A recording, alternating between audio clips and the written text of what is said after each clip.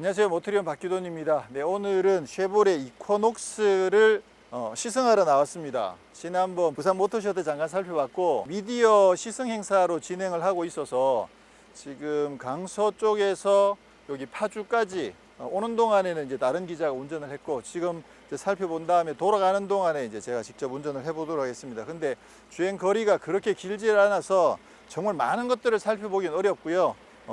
가장 핵심적인 부분들만 중점적으로 살펴보면 될 것 같습니다. 네, 우선 쉐보레 이코녹스는 국내에 이제 처음 소개되는 모델이죠. 그동안 캡티바가 나름 쉐보레의 SUV를 통째로 그냥 책임지고 있었는데 상품성이 이제 워낙 많이 낮아진 상태다 보니까 이코녹스를 많은 분들이 지금 기대하고 계셨고요. 이 차는 많이 아시는 것처럼 미국에서 생산된 모델을 수입해서 지금 국내에서 판매를 하게 됩니다. 자, 근데 우리가 한번 살펴봐야 될 게 뭐냐면 쉐보레라는 브랜드가 SUV 라인업이 굉장히 충실해요.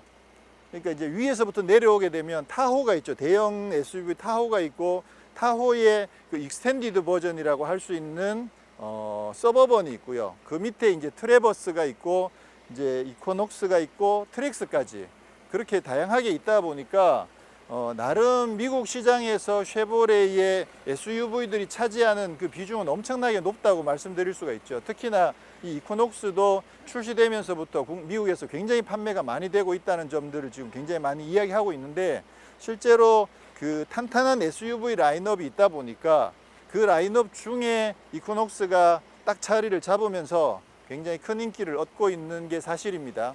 네, 그런데 쉐보레 전체 SUV 라인업 중에서 보면 이 차가 나름 적당한 위치에 들어갔다고 생각이 돼요. 예전에 그 쉐보레 블레이저라는 모델이 있었거든요. 그 블레이저가 지금 단종이 되고 지금 이코녹스가 약간 그 위치에 들어가는 느낌이긴 한데 뭐 소문에 의하면 이코녹스하고 그 트래버스 사이에 블레이저가 나중에 다시 추가되지 않을까 지금 그런 지금 뭐 거의 개발이 됐다고 하더라고요. 그런 이야기도 나오고 있고 또 트랙스하고 이 이코녹스 사이에도 또 모델이 하나가 추가된다는 그런 이야기가 있습니다. 그렇게 되면 정말 SUV 라인업이 촘촘하게 짜여지게 되는데 그 전체 라인업 중에서 이코녹스는 적당한 위치에 들어가 있긴 한데 국내에 들어오게 되면 이게 이제 약간 포지셔닝이 애매해지는 거예요. 휠베이스가 2725고 길이가 4650이면 제가 그동안 여러 번 말씀드렸던 산타페 DM을 기준으로 해보면 지금 신형 말고 DM을 기준으로 해서 봤을 때 DM이 길이가 4700이고 휠베이스가 2700이었으니까 얘는 2725니까 DM보다 휠베이스가 더 길고 그 대신 길이는 좀 더 짧죠. 그렇게 따지면 산타페 DM이랑 경쟁할 수 있는 모델이라고 볼 수가 있는데 근데 문제는 산타페가 풀체인지를 하면서 휠베이스가 2765까지 늘어나 버렸거든요. 이제 소렌토에 맞춰서 많이 늘어나다 보니까 길이도 더 늘어났죠. 그러니까 이 차는 기존에 DM이 있을 때 만약에 국내에 들어왔으면 충분히 DM이랑 경쟁할 수 있는 사이즈다라고 이야기할 수 있는데 산타페가 신형으로 많이 커져 버리다 보니까 지금 이 차는 산타페랑 경쟁하기에는 좀 작아진 듯한 느낌이 드는 거죠. 그렇긴 한데 이제 QM6랑 비교해 보면 QM6보다는 휠베이스는 더 길고 또 길이는 조금 짧고 그러니까 결국 이제 QM6랑 거의 경쟁하는 모델이 되는 그런 상황이 된 거죠. 원래는 QM6랑 얘랑 산타페랑 소렌토랑 4대가 경쟁을 해야 되는데 산타페하고 소렌토가 많이 커져 버리다 보니까 지금 이제 QM6랑 많이 경쟁 구도를 잡을 수밖에 없는 그런 구조가 됐고요. 그리고 이제 가격에 대한 부분들도 이미 발표가 되면서 뭐 너무 높은 게 아니냐라는 이야기들이 많이 나오고 있는데 시작가나 최고가를 기준으로 해보면 어느 정도 산타페랑 나름 이제 겹치게 되는 상황이긴 하죠. 네, 그 상황에서 이제 뭐 옵션이라든가 이런 부분들은 제가 이번에 자세하게 비교를 해드릴 시간은 없어서 그 부분 아마 관심 있는 분들이 많이 비교를 하실 거라고 생각합니다. 가격에 대한 부분은 각자 한번 비교를 해보시면 좋을 것 같고요. 자, 그러면 이코녹스를 볼 때 우리가 이번 이코녹스에서 뭘 살펴봐야 될 것인가 사실 좀 고민이긴 하더라고요. 그렇긴 한데 첫 번째는 디자인이죠. 이 디자인이 의외로 이 디자인을 좋아하시는 분들이 꽤 많아요. 사실 솔직히 말씀드려서 제 취향은 아니에요. 제 취향은 아니긴 한데 근데 이 디자인 좋아하시는 분들이 많고 기다려 오신 분들이 많아서 그런 분들 입장에서는 사실 상당히 반가운 출시다 이렇게 말씀드릴 수가 있겠죠. 전체적으로 보면 이게 더블로 되어 있는 이 그릴이 적용되면서 기존에 뭐 쉐보레에서 많이 봐왔던 그런 모습들이죠. 크루즈도 마찬가지고 말리부도 마찬가지고 상당히 비슷한 모습들이고, 이 상위 트림에 가면 주간 주행등과 또 헤드램프가 다 LED가 적용이 되고요. 또 사실 제가 봤을 때 옆모습에서 상당히 인상적인 부분은 이 라인이죠. 이 라인이 적용이 되면서 말리부에서 봤던 말리부 옆모습에서 이 라인이 이렇게 지나가면서 굉장히 늘씬하면서도 우아한 그런 라인들을 선보였는데, 이코녹스에도 이 라인이 적용이 되어 있습니다. 그리고 이제 C필러하고 D필러 부분을 이렇게 정리를 해놔가지고 지금 국산차들은 다 이렇게 되어 있죠. 이렇게 되어 있는 반면에 이렇게 라인을 정리하면서 좀 약간 쿠페 스타일 그런 느낌들도 들기도 하고요. 특히나 C필러 뒷부분에 이 부분을 까맣게 처리해 가지고 상당히 매력적인 그런 인상을 보여줍니다. 여기에 크롬도 그러고 보니까 여기도 상당히 매끈하게 예쁘게 다듬어 놨네요. 이런 부분들이 좀 디자인 좋아하시는 분들한테는 상당히 인상적인 모습으로 다가오지 않을까라는 생각이 들고요. 뒷모습은 사실 눈에 띄는 부분이 이 부분이에요. 여기에 엣지를 넣어 놨죠. 보통 이렇게 들어가는 부분들은 그 하이브리드 모델에서 이 라인들을 많이 보거든요. 왜냐하면 여기서 그 나름 공기 흐름을 매끈하게 유지를 해주면서 그 뒤에 와류를 어느 정도 줄여줘 가지고 연비를 좋게 해주는 그런 역할을 하도록, 세단 하이브리드 모델들도 그렇고 아니면 SUV들 중에서도 하이브리드 모델들이 요 라인을 많이 쓰는데, 이 차는 지금 하이브리드가 아님에도 불구하고 요 라인들을 적용을 해 놨습니다. 뭐 뒷모습은 상당히 좀 그냥 심플하게 날렵한 그런 스타일이고요. 자, 그리고 이 차에는 스마트 트렁크도 적용이 되어 있습니다. 사실 이제 뭐 스마트 트렁크는 뭐 많이 익숙한 부분이죠. 많이 익숙한 부분이긴 한데 특히나 현대기아 차의 스마트 트렁크 같은 경우는 이렇게 와서 한 3초 정도 기다리고 있으면 자동으로 열리는 방식이긴 한데, 그 차의 단점은 문이 잠겨 있고 그 다음에 운전자가 차를 떠났다가 다시 돌아왔을 때에만 이게 서 있으면 작동을 한다는 거죠. 이 차는 그냥 차면 열리고 차면 닫히고 짠. 네, 그렇죠. 그렇게 돼 있어서 찬다는 행위가 좀 불편할 수도 있긴 있는데, 그 현대 거랑 비교를 해보면 오히려 이게 더 편하다라는 생각을 저는 하게 됩니다. 이 개폐 이 각도도 조절을 할 수가 있습니다. 각도 조절을 해 놓으면 굳이 끝까지 안 올리고 조금 덜 열리게도 할 수 있다고 하더라고요. 자, 이게 길이가 아무래도 산타페보다는 많이 짧으니까 이 트렁크 공간이 그 상대적으로 지금 좀 좁긴 하죠. 근데 휠베이스가 2725까지 늘어났으니까 기존 DM보다 더 긴 거죠. 그래서 실내 공간은 의외로 좀 여유가 있는데 상대적으로 트렁크 공간이 조금 부족하다는 느낌을 받게 되죠. 그런 반면에 또 상당히 반듯하게 만들어 놓긴, 의외로 상당히 반듯하게 잘 만들어 놨네요. 자, 그리고 이번에 보시면 여기에 이제 이 러기지 이렇게 스크린이 있거든요. 이게 산타페랑 소렌토에는 이게 없죠. 그래서 요거는 이제 경쟁 모델 대비 좀 장점이라고 할 수가 있겠죠. 이게 아무래도 짐 같은 거 실어 놨을 때 이게 스크린이 없으면 외부에서 다 보이니까, 근데 이런 부분들을 이제 감추기에는 스크린이 있으면 훨씬 낫고요. 이게 빼는 것도 이 버튼을 눌러서 이렇게 당기면 바로 이렇게 쉽게 빠지니까 빼고 탈착은 굉장히 쉽게 되어 있습니다. 그리고 저기 원터치로 이게 앞으로 폴딩하는 버튼이 있어 가지고 이렇게 하면 바로 원터치로 폴딩이 되죠. 근데 지금 저기 보시면 가운데가 완전히 평평하게 눕지 않고 지금 불룩하게 튀어 올라와 있죠. 저게 보니까 이게 여기 헤드레스트가 생긴 게 여기가 불룩하게 튀어나와 있어요. 그래서 이렇게 닫으면 이 헤드레스트가 걸려 가지고 여기 완전히 평평하게 눕질 않거든요. 이거는 이제 헤드레스트를 뽑아야 되는데, 지금 이쪽에 있는 이 버튼을 누르면 그럼 이게 올라오다가 중간에 걸려요. 얘는 높이 조절하는 버튼이어 가지고 여기서 더 올라가지는 않는데, 안쪽에 이쪽에 또 버튼이 하나 더 있어서 이걸 잡고 떼면 이게 완전히 빠지거든요. 그렇게 하면 이제 완전히 평평하게 된다는 거죠. 그럼 얘는 어디다 두지? 이건 어디 이쪽에 이거 아이디어 괜찮은 생각이 들었는데, 이렇게 넣으면 이거 아이디어인데 이거 베개로 쓰면 될 것 같은데요. 한번 누워 볼까요? 저 생각은 아마 못했을 것 같은데. 짠. 이렇게 누우면 으쌰. 짠. 오, 베개가 돼. 야, 이거 베개 돼. 오. 근데 이게 좌우에 누우시려면 안 맞긴 한데, 혼자 눕기에는 요거 베개로 쓰기에 나쁘지 않습니다. 이거. 발을 여기 맞추면, 생각보다 길이는 생각보다 길긴 합니다. 지금 머리가 다알락 말락할 정도까지 들어오니까, 그래도 아무래도 이제 신형 산타페 소렌토에 비하면 좀 짧긴 하죠. 그 차들은 이제 거의 완전히 여유 있게 누울 수 있었는데, 자, 여기 앉아 보면, 여기도 머리 닿네요. 그렇죠. 이렇게 지금 머리가 좀 닿아서 거의 어떻게 할 수가 없는 이런 상황입니다. 이 밑에 보시면 공간을, 그 별도의 수납 공간을 마련해 놔 가지고 좀 편하게 쓸 수 있는 여지들이 있습니다. 밑에 짠, 안 열리네. 밑에까지, 여기 안에까지 쓸 수 있게끔 그렇게 되어 있고요. 얍. 그 포인트가 조금 딱 정확한 포인트를 차야 되는 것 같아요. 이게 등받이 각도는 하나, 둘, 2단계로만 조절이 되게 되어 있고요.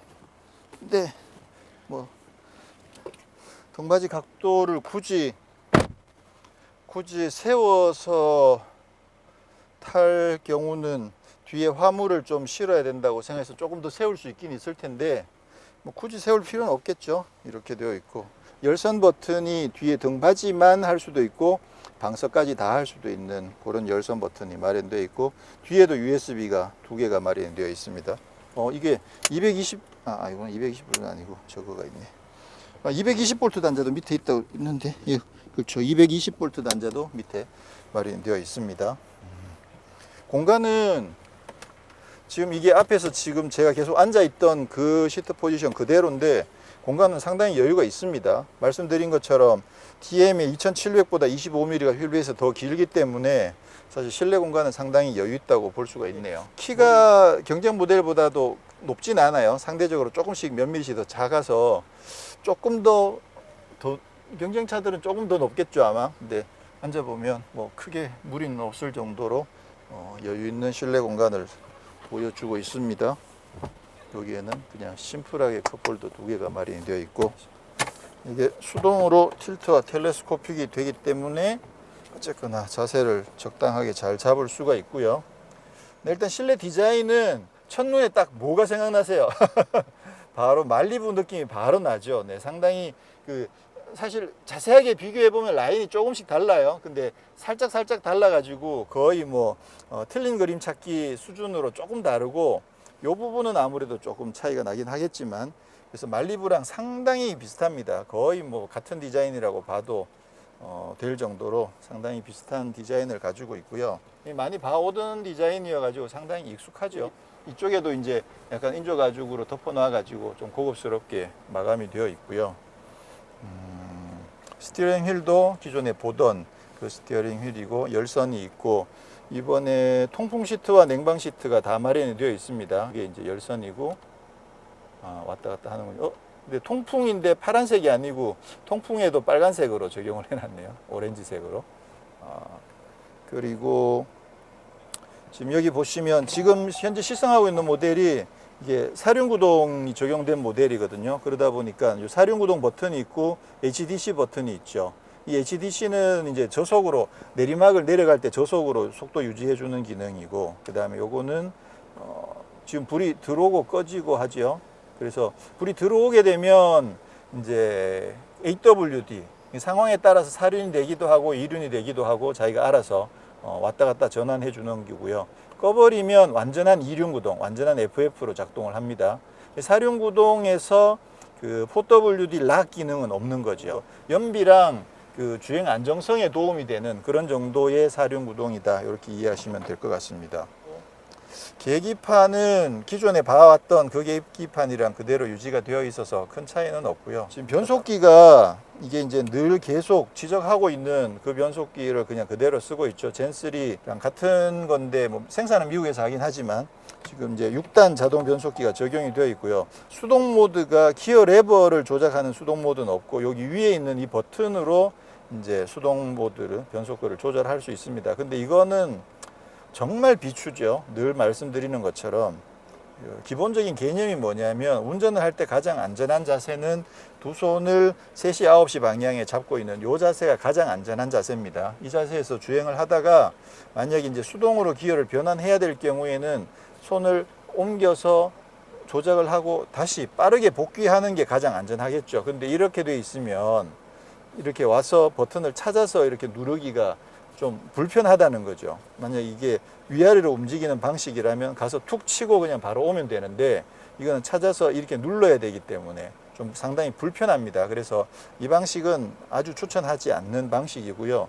그나마 전통적으로 우리가 운전할 때 이렇게 있다가 이렇게 운전하는 게 아니라 보통 이렇게 운전을 하시는 분들이 꽤 많이 있으시죠. 이렇게 할 경우에는 뭐 손이 여기 있으니까 늘 그냥 주상에서 쉽게 움직일 수 있다고 생각할 수 있긴 있는데 이 자세는 그렇게 추천하는 운전 자세는 아니기 때문에 이거는 분명히 바꿔야 되는 부분이라고 생각하고요. 그리고 오토 홀드가 없습니다. 그 대신 이제 전자식 파킹 브레이크가 있어서 잠깐 정차해 있을 때도 그냥 바로 전자식 파킹 브레이크를 작동시키면 되긴 합니다. 네. USB 충전기 2개가 있고 휴대폰 무선 충전 기능이 마련이 되어 있습니다. 차선 이탈 방지 보조 버튼이 여기에 마련이 되어 있네요. 그리고 이 차에는 기본적으로 안전사양이 전방 추돌 방지 보조, 그러니까 긴급 제동이 있고 그 외에 뭐 차선 이탈 경고, 후측방 경고 이런 기능들이 기본으로 적용이 되어 있습니다. 그리고 차선 이탈 방지 보조, 차선을 넘어가지 않도록 해주는 이 기능도 모든 트림에 기본으로 적용이 되어 있어서 그 부분은 사실 상당히 좀 뭐 좋다고 할 수가 있긴 있는데 근데 스마트 크루즈 컨트롤이 없다는 거죠. 좀 아쉽죠. 스마트 크루즈 컨트롤 2급에는 지금 뭐 다 공급들을 하고 있는데 그 부분이 조금 아쉽습니다. 콘솔 박스, 여기가 상당히 깊군요. 와. 여기는 진짜 시원시원하게 상당히 크게 뚫려 있어서 굉장히 큰 짐을 넣을 수 있을 것 같고요.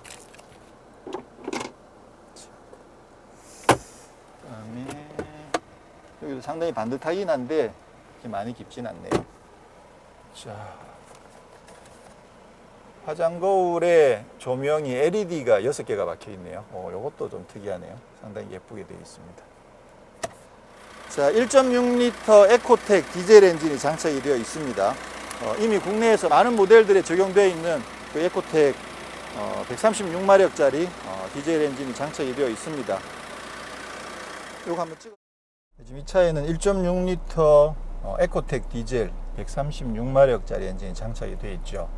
사실 그 산타페나 소렌토 기준으로 본다면 그 차들은 디젤일 경우에는 2.0과 2.2를 얹고 있는데 지금 이 차는 1.6이니까 사실 국내 그 라인업에 익숙해 있는 분들한테는 너무 좀 생소하고 많이 부족한 엔진으로 다가올 수밖에 없는 상황이죠. 심지어는 투싼 같은 경우에도 1.7 디젤이 얹히니까 1.7 디젤만 하더라도 출력이 더 높은데 그래서 1.6이다 보니까 좀 아무래도 많이 아쉬울 수밖에 없는 부분입니다.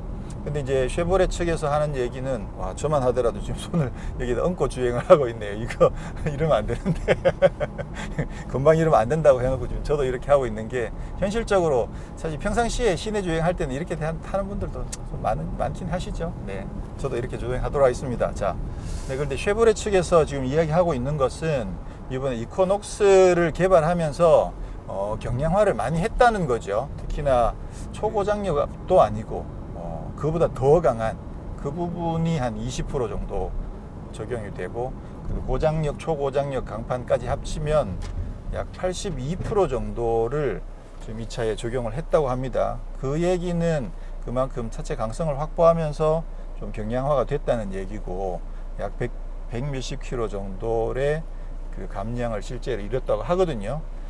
그만큼 이제 쉐보레에서 주장하는 얘기는 우리는 차체 감량을 많이 했으니까 1.6 디젤 엔진만 가지고도 충분하다라는 라는 이제 논리인 거죠. 그렇게 봤을 때 우선은 과연 이게 충분한가를 한번 살펴보도록 할 텐데요. 자, 지금 이렇게 차가 정지해 있는 상태에서 출발해 보면 그냥 무난하게 출발하는 데는 전혀 문제가 없습니다.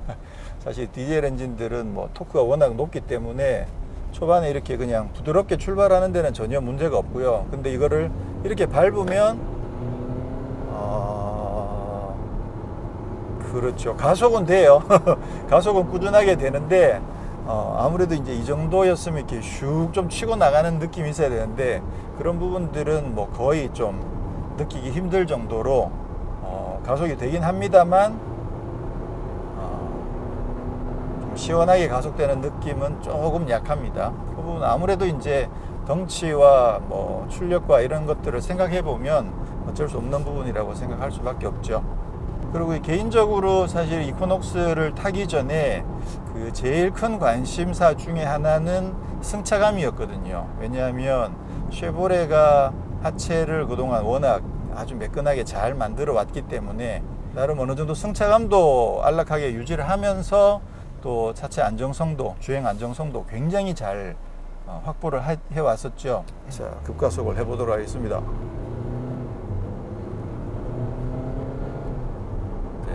이런 느낌입니다. 네, 뭐 시원시원한 느낌은 거의 없고요.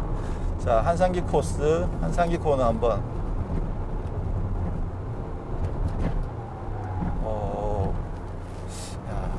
이게 의외로 롤이 좀 있네요. 사실 이번에 그 개인적으로 굉장히 관심 있는 부분이 이코녹스의 승차감, 또 하체의 안정성 이런 부분이었는데, 왜냐하면 그동안 쉐보레 차들이 그 나름 안락함을 유지하면서도 또 고속 안정성 또는 코너링에서의 안정성이 굉장히 좋았었거든요. 그러다 보니까 지금 최근에 이제 산타페가 나온 이후에 산타페의 승차감이 개인적으로는 조금 아쉬운 점들이 있어서 이코녹스가 승차감 면에서는 산타페를 앞지르지 않겠느냐라는 이제 기대를 가지고 지금 시승을 하고 있는데요. 근데 아무래도 이제 차가 커지고 그래서 그런지 트랙스가 보여줬던 그런 쫀쫀한 만큼은 조금 아닌 것 같아요. 트랙스는 상당히 쫀쫀한 느낌이 좋았었는데 확실히 이 차도 그 하체 세팅은 비교적 깔끔하게 세팅이 되어 있습니다. 생각보다 상당히 안정적으로 세팅을 해놨다라는 생각이 들고요. 그런 반면에 안락함도 뭐 크게 나쁘진 않습니다. 기존에 제가 알고 있던 차들에 비하면 롤은 조금 있는 편이긴 한데 근데 허둥대는 느낌은 없어요. 네, 허둥대는 느낌이 있는 건 아니고 이렇게 하더라도 ESP가 바로 들어와 버리네. 이렇게 하더라도 이건 또 특이하네. 야, 이렇게 흔들었을 때 ESP가 들어오는 건 저는 처음 경험하는데요. 한상기 기자가 여기를 지나가지 않았을까 생각합니다만.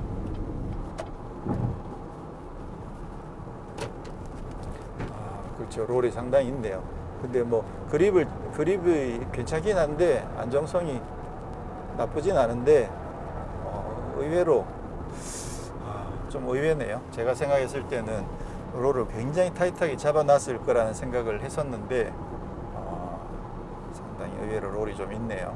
이게 가속도 조금 익숙해지고 길이 들면 지금 이 차가 1000km 정도를 탔는데요, 보니까. 근데 좀 급가속에 익숙해지면 그렇게 아쉽지 않은 가속을 보여줄 수도 있지 않을까라는 생각을 살짝 해보게 됩니다. 승차감에 대한 부분을 정리를 하면 기대했던 것보다는 조금 롤이 더 있습니다. 그리고 기본적으로 안락함은 어느 정도 유지를 했고요. 그래서 쉐보레의 승차감이 좀 익숙하시고 또 그 부분 좋아하시는 분들한테는 나름 괜찮은 부분이라고 말씀드릴 수 있을 것 같고, 어쩌면 이번 이코녹스에서 가장 중요한 부분은 연비가 될 수도 있는데, 일단 발표된 것은 그 이륜구동 기준으로 13.3이라고 발표가 됐는데 산타페보다도 연비가 더 낮게 일단 발표가 됐는데요. 또 언제나 그랬듯이 실연비 면에서는 또 쉐보레가 잘 나왔으니까 이 차도 한번 연비를 한번 찍어 보도록 하겠습니다. 평균 연비를 지금 세팅을 하고 지금 여기는 뭐 계속 고속도로 구간이긴 합니다만 지금 성인 지금 사람이 3명, 지금 남자 3명이 타고 있거든요. 3명이 타고 있고 기름은 가득 들어있는 상황에서 연비를 한번 찍어 보도록 하겠습니다. 지금부터는 이제 정속 주행을 해가지고 호텔로 복귀하는 동안에 연비를 한번 체크해 보도록 하겠습니다. 자, 그러면 지금 이 차에서 또 제가 관심이 가는 부분은 오디오인데 지금 보스 오디오가 적용이 되어 있거든요.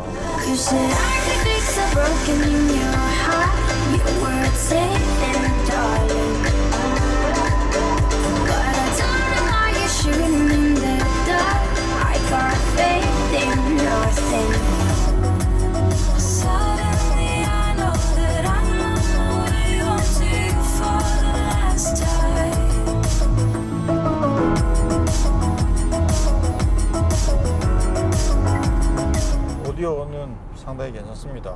네, 톤을 약간만 조절을 자기 취향에 맞게 저음이나 고음을 약간 조절하면 확실히 더